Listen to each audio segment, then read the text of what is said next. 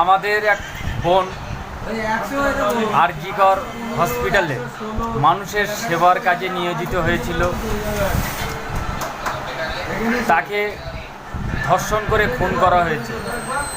আমি এই জন্য নিন্দা জানাচ্ছি।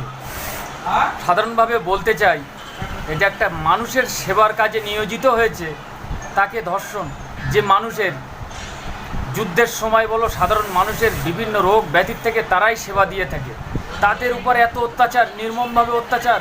আমাদের রাজ্য কোথায়? আমাদের রাজ্যের পুলিশগুলো কিছু শয়তান, যে শয়তানগুলো আমাদের এই বোনটার সাথে অসৎ ব্যবহার করলো, যাকে পরকালে পাঠিয়ে দিয়েছে, যাকে হত্যা করেছে, সেই সমস্ত কুখ্যাত ব্যক্তি বিভিন্ন পদে আছে। তাদেরকে আমি পদটা বলে পদটাকে কলঙ্কিত করতে পারি না, কিন্তু এইটুকু বলতে পারি যেইভাবে আমাদের রাজ্যে যারা বিভিন্ন পদে নিয়োজিত আছে, তারা বিভিন্ন সরকারি আমলার সাথে তারা কিন্তু আমাদের সাধারণ মানুষ বলো, ডাক্তার বলো, সাধারণ ছাত্র বলো, তাদেরকে পিটিয়ে হত্যা করা, থানায় নিয়ে রিমান্ডে হত্যা করা, এবং এমনকি ডাক্তারকেও ছাড়লো না। এই ঘটনা আমাদের বাংলায় কিছুদিন অন্তর অন্তর আমরা দেখতে পাই।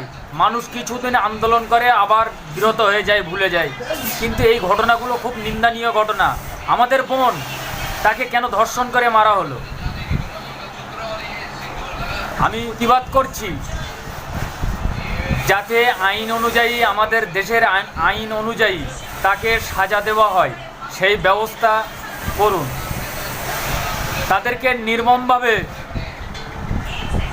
আইনের আওতায় এনে তাদের ফাঁসির দাবি জানাচ্ছি। যে নিঃস্বতাভাবে আমাদের বোনটাকে হত্যা করলো, ঠিক এইভাবে তার সাজা চাইছি। দেশের আইন অনুযায়ী তাকে সাজা, কঠোরতম সাজা দেওয়া হোক। তাহলে এই কুলাঙ্গারের বাচ্চাগুলো নেক্সট টাইমে যারা বিভিন্ন দপ্তরে বসে আছে, তারা সাধারণ মানুষকে এইভাবে হত্যা করবে না। শুধু সাধারণ মানুষও যদি এরকম নিঃস্বভাবে কাউকে হত্যা করে, তার সাজা আমরা দেখতে চাই।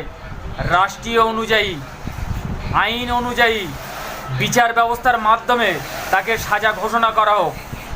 এইটা আমরা যেন এই ঘটনাগুলো পুনরায় আমাদের না দেখতে হয়, আমাদের বারবার আন্দোলন করতে না যেতে হয়।